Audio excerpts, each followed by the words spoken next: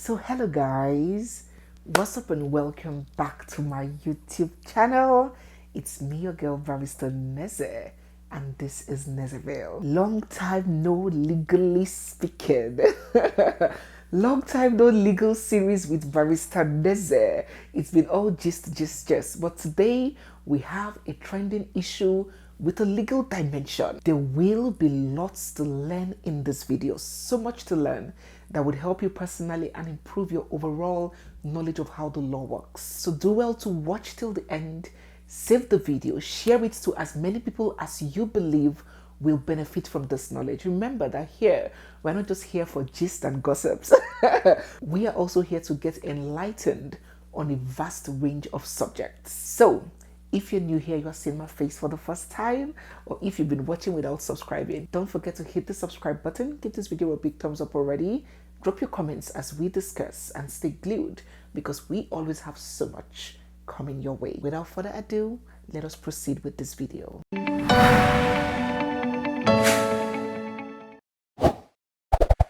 A few hours ago, news got out that Nigerian singer Speed Darlington had gone missing and that he hadn't been heard from for 3 whole days. His phone numbers were not connecting, wasn't even available at all, and during this 3-day period, he hadn't made any post on social media, which is very unusual of him. Someone who claims to reside close to Speed Darlington sent an anonymous message to a human rights activist who was amongst the group searching for Speed Darlington, and this message read, "Boss, greetings.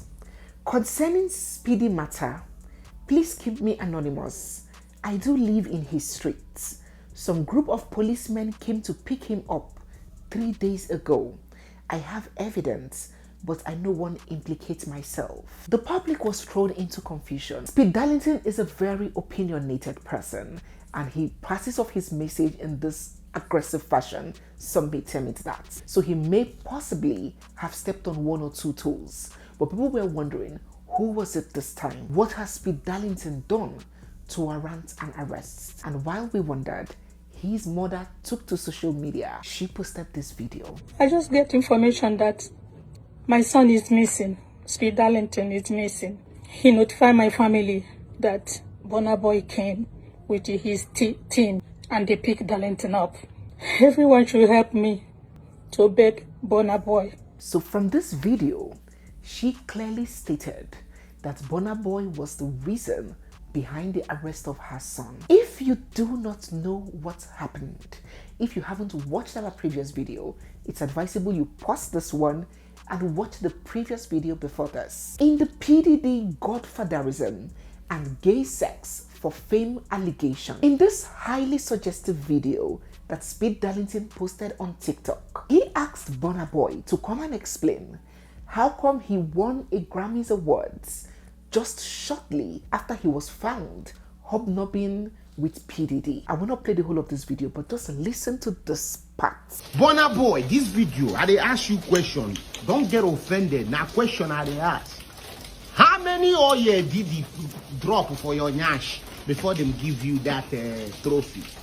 BURNA, how many oil did them rob for your nyash before? So, let us analyze this video and this set of happenings that have unfolded, legally speaking. Is this defamation? Is this act civil or criminal? Should Speed Darlington be arrested for making these utterances? Or is this simply oppression and intimidation on the part of BURNA? There are specifically 3 laws in Nigeria that regulate the offense of defamation. First, the Criminal Code, which regulates the southern part of Nigeria, and it has provisions for defamation under section 375 of that code. It says, any person who publishes any defamatory matter is guilty of a misdemeanor. A misdemeanor is, there are 3 categories of crimes in Nigeria. We have the simple offenses, which can be punished with a fine or a jail term not more than 6 months. So any offense that is punishable with just a fine or a combination of a fine and a jail term less than 6 months is a simple offense, while a misdemeanor is like in the middle. It comes with a fine and or an imprisonment time of 6 months to 3 years. So any offense that has a jail time of between 6 months to 3 years is called a misdemeanor, while any offense that attracts jail time above 3 years is called a felony. So the law describes defamation as a misdemeanor, and we're going to know why from the sentence it comes with. And is liable to imprisonment for 1 year. Okay? And any person who publishes any defamatory matter knowing it to be false is liable to imprisonment for 2 years. Can you spot the distinction between these two paragraphs? Now, the first one publishes, whether you are aware of its falsehood or its erroneous nature is immaterial in this case. As long as you publish a defamatory matter, you come culpable under that part and you are liable to 1 year imprisonment. While the second one, the punishment differ because it has a clause. If you publish a defamatory matter knowing it to be false, so you did it maliciously, you knew that what you are saying or writing or publishing, whatever you do, however you make public this defamatory matter, you knew that it is lacking in substance and you still went ahead. So there is intent to cause injury to character in the second part, and that's why the punishment is for 2 years. And there is an extension, just to add for your knowledge, just so you know, that if one publishes a defamatory matter with the intent to extort, is guilty of a felony, not a misdemeanor anymore. Blackmailers, if you publish a defamatory matter with the intent to extort, is guilty of a felony and is liable to imprisonment for 7 years. So I hope you understand the difference. The first one, 1 year imprisonment. The second one, 2 year imprisonment. And the third, 7 year imprisonment if there is an aim to extort. This is what the criminal code that governs the southern part of Nigeria, where Speed Darlington and BURNA Boy reside.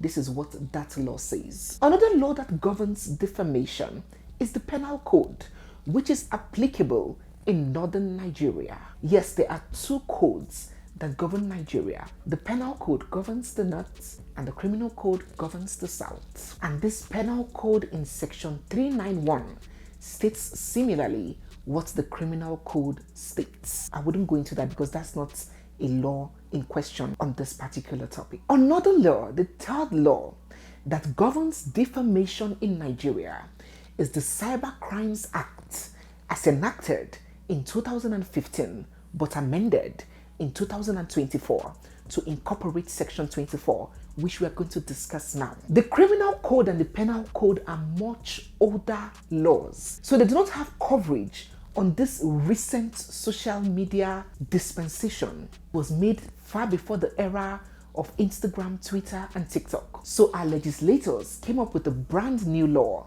the Cyber Crimes Act, which covers a wide range of cyber crimes, such as cyber stalking, cyber squatting, cyber terrorism, hacking, phishing, and a whole lot of other cyberspace offenses. According to section 24 subsection 1 of this Cyber Crimes Act, it says any person that makes use of the internet, email, or any form of electronic communication to extort, intimidate, harass, or cause emotional distress to another person, or sends or causes to be sent to another person by any electronic message, communication, or email, something that is grossly offensive, indecent, obscene, or menacing, that's threatening, or sends or causes to be sent to another person any electronic message, communication, or email that he knows to be false for the purpose of causing annoyance, inconvenience, danger, obstruction, injury, insult, criminal intimidation, enmity, hatred, ill will, or needless anxiety. They'll just go straight to the punishment so you guys don't get too confused with this our long legal jagbajantis. It says such a person is liable to imprisonment for a term of not more than 3 years or a fine not more than 7 million or both. So the court can choose an imprisonment, a jail time of not more than 3 years, or they can choose to fine you not more than 7 million, not you, fine that person, not more than 7 million, or the court can choose to impose the both punishments, fine and jail time. So this is what the law says. Guys, relax.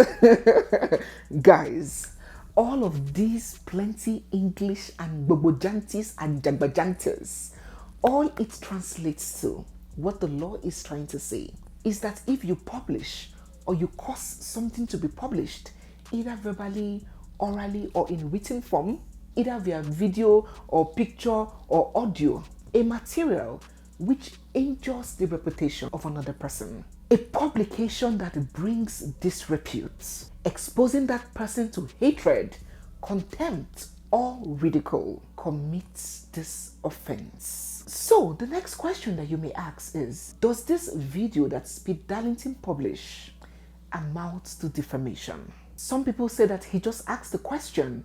He didn't defame BURNA BOY. He just asked a simple question that BURNA BOY can either admit to or refute.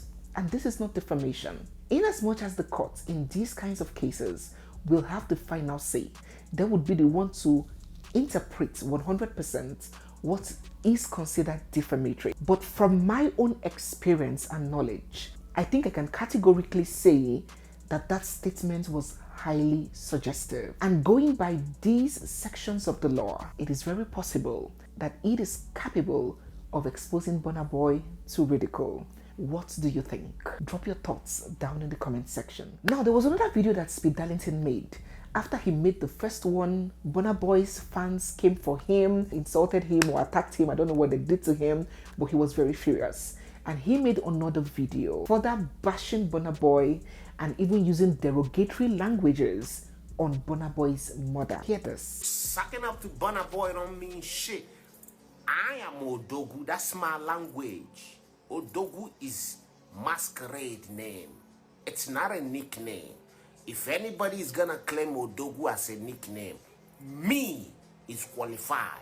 You dumb fucked in the ass, motherfucker. You out here shouting Odogu, Odogu, Odogu. I'm like, look at this punk.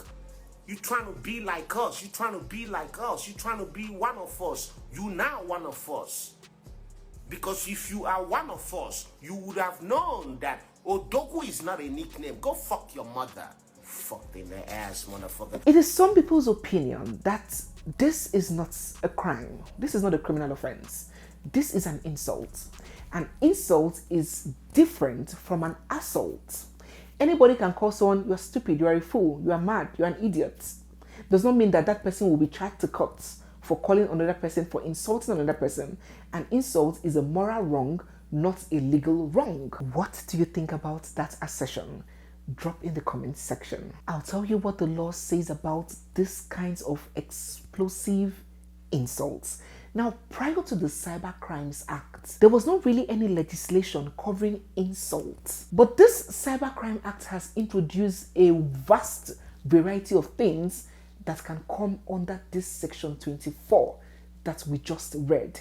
Look at this part. This part that says publishing something that intimidates, harass, or causes emotional distress to another person. It further says, for the purpose of causing annoyance, inconvenience, insult, hatred, needless anxiety to another person. With a good lawyer that knows his or her onions, don't you think that BURNA BOY may have a case against Speed Darlington under this particular section of the Cyber Crimes Act? He can claim that those things that Speed Darlington said about his mother, calling him names and all that, caused him distress, emotional distress. It was an insult.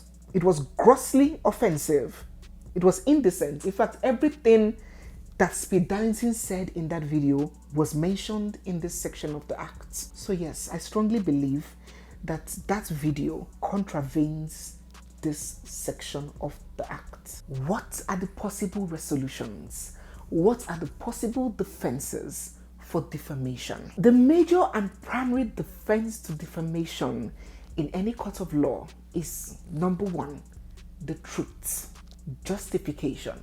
So if one is sued or dragged to court for defamation and that person being sued can prove that what he or she said was not just hearsay or an assertion of opinion, that it was actually the truth, that exculpates that person from liability. So in this case of Burna Boy and Speed Darlington, can Speed Darlington prove that what he said or what he insinuated is the truth? Secondly, fair comment. This defense applies to statements of opinion, not statements of facts. So if that defendant can prove that that statement he made was just an opinion, a fair emphasis on fair, not that you give a wicked, damaging opinion and you say it's fair opinion. No, it has to be fair. It has to be honest. It wasn't born by malice, spite, or personal animosity, and such opinion was given on a matter of public interest. Then it becomes less likely that the court would hold such a person for the offense of defamation. So this personal opinion must be motivated by goodwill and not malice. Does this Speed Darlington video fall under this defense of fair opinion? Your guess is as good as mine. Drop in the comment section. The third defense to defamation is consent. So where the defendant can prove that he or she has the plaintiff's consent to publish such a matter, then that is an absolute defense. Then the last that I would add here is not a defense, but I can categorize it under a mitigating factor, an apology. Because, you know, we're in such a very sentimental and emotional society. And when such defamation occurs and the person that defamed comes out to start apologizing, or in this case now, Speed Darlington's mother came out and she said she's on her knees, she's begging, please, he's my only son, my one eye. People were like, he has apologized now, let it go, it's okay, that's the end of it. My name is Miss Queen. I am Darlington's mother. Please. Darlington is my only son. Darlington is one and only son I have. Legally, an apology is not a defense. An apology does not erase the disrepute that has been caused. When a defamatory publication is made, it outlives even the person that was defamed. It becomes a permanent mark and sticker that would forever be on the internet or be in the public space. So an apology does not erase the dent. So the law does not consider it a remedy for such acts. It might only cause that person that brought the petition or that person that sued you to maybe withdraw the suit, but it is not a defense. It now becomes discretionary upon that person. And of course, before this apology is accepted, it must be accompanied with a retraction and maybe an offer of compensation. So guys, we're going to bring this video to an end here. It is not my fault. You guys told me, Neze, we do not like very long videos. Okay, so if you observe these days, I'm trying to cut my videos and make it, you know, a little bit short and extend it to another one so you guys can breathe, get in some fresh air and prepare for the next episode, right? So we're going to bring this part to an end and we're going to continue in our next video. We've been seeing several celebrities, especially in Nigeria, effect arrests. Eniola Badmus has arrested this person today. Mercy Chinwo wants to arrest this one. This one, Tonto Dike, has arrested this one, VDM. What is going on? Is it legal to arrest somebody just because of what they said about you that you do not like? Is defamation supposed to be a criminal case or it is purely a civil case? What does the law say about that? Are the police being paid to intimidate and oppress other people? Was Speed Darlington being kept in police custody for days without contact to the outside world just because of a TikTok video that he made? We're going to address all of these in our next video. So if you're new here, you're seeing my face for the first time, or if you've been watching without subscribing, Don't forget to hit the subscribe button, give this video a big thumbs up, drop all your comments down in the comment section, and stay glued, for we have so much more coming your way. It's me, your girl barrister Neze, and this is Nezeville. I'll see you guys in my next one. For now, bye.